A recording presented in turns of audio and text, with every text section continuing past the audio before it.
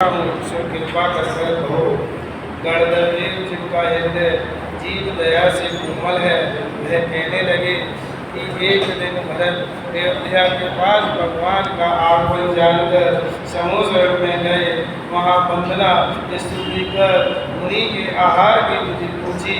भगवान ने दिव्य भाषा में कहा कि हे भरत, मुनि भूख प्यास रहित मासूम उपवासी और दूसरों के घर में निर्दोष आहार लेते हैं और अंतराय होने पर उन्हें आहार नहीं करते हैं। धर्म के कारण प्राणों की रक्षा के लिए और मोक्ष के कारण आहार करते हैं। ऐसे मुनि धर्म को सुनकर चक्रवर्ती विचार करते हैं, ओहो यह जैन व्रत महाकठिन है। मुनि शरीर से भी निष्प्रय रहते हैं तो अन्य वस्तुओं में इच्छा कैसे करें। मुनि तो निर्गन निर्लोभी हैं, मेरे विभूति बहुत है। मैं अणुप्रति श्रावकों को भक्ति से दान दूँ, दीन दुखी जीवों से दया से दूँ। यह श्रावक भी मुनि के लघु भ्राता है। ऐसा विचार कर नगर के सभी लोगों को भोजन के लिए बुलाया और व्रतियों की परीक्षा के लिए आंगन में उड़द और मूंग के अंकुर उत्पन्न कराए। सो अविवेकी लोग हरियाली पर चले आए और जो विवेकवान थे वह अंकुर जान वहाँ ही खड़े रहे। तब भरत ने अंकुर रहित मार्ग से उनको बुलाया और भरत की जान बहुत आदर किया। जनेऊ पहनाई, आदर से भोजन कराया, वस्त्राभूषण आदि मनवांछित दान में दिए और जो हरियाली पर आए थे उनको आवृत्ति जान आदर नहीं किया। व्रतियों को ब्राह्मण पद पर स्थापित किया। कोई चक्रवर्ती के आदर से गर्व को प्राप्त हुए और कोई लोभ के कारण धन की याचना में प्रवृत्ति करने लगे। तब मति समुद्र मंत्री ने भरत से कहा कि समोसरण में मैंने भगवान के मुख से ऐसा सुना है, जो आपने विप्रवण की स्थापना की, यह पंचम काल में मानी होकर हिंसा में धर्म जानकर जीवों को मारेंगे, कसाय से प्रति समय पाप क्रियाओं में रत रहेंगे और ग्रंथों में हिंसा को धर्म बताकर प्रजा को लोभ उत्पन्न कराएंगे। आरंभ परिचय से रहित जो जैन धर्म है उसकी सदा निंदा करेंगे और निर्गत मुनियों को देख महाक्रोध करेंगे। ऐसे वचन सुन भरत इन पर क्रोधमान हुए। तब ये सभी भगवान की शरण में गए और भगवान ने भरत से कहा, हे भरत, इस कलिकाल में ऐसा ही होना है, तुम कसाय मत करो। इस प्रकार ब्राह्मणों की उत्पत्ति हुई और भगवान के साथ 4000 राजाओं ने दीक्षा ली। वे सभी चारिक भ्रष्ट हो गए। उनमें से कच्छादी ने तो पुनः दीक्षा ली और मारीच जैसे जीव ने सांख्य मत को धारण किया। लंगोटी पहनकर बलकलधारी बने। यह विप्रों की, परिवाचकों की, दंडियों की प्रवृत्ति भगवान ने कही। अनेक जीवों को संसार से पार कर भगवान ऋषभदेव कैलाश पर्वत से निर्माण पद को प्राप्त हुए और भरत चक्रवर्ती भी कुछ काल राज्य कर जीर्ण तड़वत राज्य को छोड़कर वैराग्य को प्राप्त हुए। अंत मुहूर्त में केवल ज्ञान प्राप्त किया, तदपश्चात आयु पूर्ण कर निर्माण पद को प्राप्त हुए। अंश वंशोत्पत्ति नामा महाधिका पर्व नंबर 5। अदनंतर गौतम स्वामी राजा सैनिक से वंशों की उत्पत्ति कहते हैं।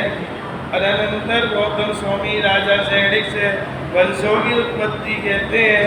हे सैनिक, संसार में 4 महावंश हैं, उनके अनेक भेद हैं। प्रथम इच्छाकु वंश, यह लोक का आभूषण, इसमें सूर्य वंश की उत्पत्ति हुई। दूसरा सोमवंश, चंद्रमा की किरण समान निर्मल है। तीसरा विद्याधरों का अत्यंत मनोहर वंश और चौथा हरिवंश, जगत में महाप्रसिद्ध है। अब इनका भिन्न भिन्न विस्तार कहते हैं। इक्ष्वाकु वंश में भगवान ऋषभदेव का जन्म हुआ। उनके पुत्र भरत और भरत के पुत्र अर्ककीर्ति हुए। अर्ककीर्ति महातेजस्वी राजा थे। इनके नाम से सूर्य वंश उत्पन्न हुआ। अर्क नाम सूर्य का है, इसलिए अर्क कीर्ति से सूर्य वंश कहलाता है। और सूर्य वंश में राजा अर्क कीर्ति से सत्ययश पुत्र, इनके बलान, उनके सुबल, उनके रवि तेज, उनके महाबल, उनके अतिबल, अमृत, सुभ्रत, सागर, भरत, रवि तेज, शशि, प्रबुद्ध तेज, तेजस्वी, तपबल, महाप्रतापी, अतिवीर, सुवीर, उदित, पराक्रम, सूर्य, इंद्रमणि, महेंद्रजीत, प्रभु, विभु, अविध्वंस, ऋतवी, ऋषभदस, गरुड़ांग, मृगांग। इस तरह सूर्य वंश में अनेक राजा हुए। वह संसार भ्रमण से वह भी पुत्रों को राज्य देकर मुनिव्रत अंगीकार कर वहाँ निर्बंध शरीर से भी निष्प्रय हुए। और यह सूर्य वंश की उत्पत्ति कही। अब सोम वंश की उत्पत्ति कहते हैं, सो सुनो। ऋषभदेव की दूसरी रानी के पुत्र बाहुबली, उनके सौम्यस, उनके सौम्य, उनके महाबल, शिवबल, भुजबली इत्यादि अनेक राजा हुए। निर्मल चेष्टा के धारी मुनिव्रत को धारण कर परम धाम को प्राप्त हुए। कोई देव बने, उन्हें मनुष्य जन्म लेकर सिद्ध पद को प्राप्त हुए। यह सोम वंश की उत्पत्ति कही। अब विद्याधरों के वंश की उत्पत्ति सुनो। नमी, रतनमाली, उनके रत्नरथ, रतनचित, चंद्ररथ, ब्रजजंग, ब्रजसेन, ब्रजदष्ट, ब्रजध्वज, ब्रजयुत, ब्रज सुवज, ब्रजभरत, ब्रजाप, ब्रजभाव, ब्रजांग, ब्रज सुंदर, ब्रज प्राणी, ब्रज भानु, ब्रजवान, विद्युन्मु, सुवर्ग, विदुदष्ट हुए। विदुदष्ट, विदुद, विदुदाप, विदुवेग और वैदुत इत्यादि विद्याधरों के वंश में अनेक राजा हुए। अपने अपने पुत्र को राज्य देकर मुनि दीक्षा लेकर राग देश का नाश कर सिद्ध पद को प्राप्त हुए। कोई देव बने, कोई मोह के कारण राज्य में ही मरण कर कुगति को प्राप्त हुए। संजयंत मुनि के उत्सर्ग का कारण। अब संजयंत मुनि के उत्सर्ग का कारण कहते हैं, विदुद्रष्ट राजा दोनों श्रेणी का अधिपति विद्या के बल से विमान में बैठ विदेह क्षेत्र में गया। वहाँ संजयंत स्वामी को ध्यान करते हुए देखा। वह पर्वत के समान निश्चल थे। उस पापी ने मुनि को देखकर पूर्व जन्म के बैर से मुनि को उठाकर पंचगिरी पर्वत पर गिराया और लोगों को कहा कि इसे मारो। पापी जीवों ने मुक्तों एवं पत्थरों से मुनि को मारा और मुनि ने समता भाव के कारण अंश मात्र भी क्रोध नहीं किया। महान उपसर को जीत केवल ज्ञान को प्राप्त किया और सभी देव वंदना करने लगे। धरणेन पूर्व में मुनिराज के भाई थे, इसलिए क्रोध कर सब विद्याधरों को नागपाश से बांध दिया। तब सबने विनती की कि यह सब अपराध हमारे विदुदष्ट का है। तब औरों को छोड़ विदुदष्ट को मारने लगे। तब देवों ने प्रार्थना करके छुड़ाया। सो धरणेन्द्र को दया आई और सब विद्या हर के उसे छोड़ दिया।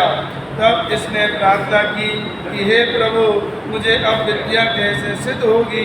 तब धरणेन्द्र ने कहा कि संजयंत मुनि की प्रतिमा के पास महान तप करने से आपको विद्या सिद्ध होगी, परंतु चैत्यालय एवं मुनियों का उल्लंघन करने से विद्या का नाश हो जाएगा।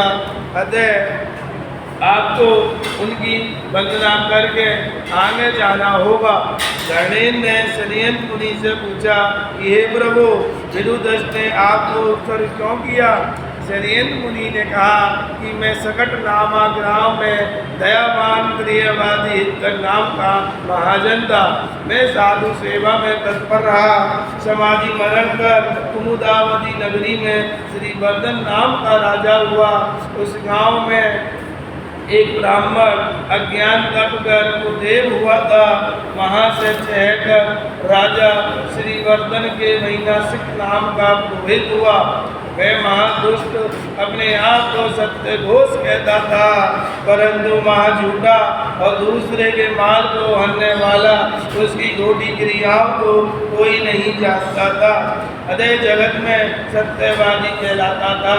उसने एक नेमी दत्त सेठ के रतन छिपाए, तब रानी राम दत्ता ने जुए में पुरोहित की अंगूठी जीती और दासी के हाथ पुरोहित के घर भेजकर रतन मंगाए और सेठ को दिए।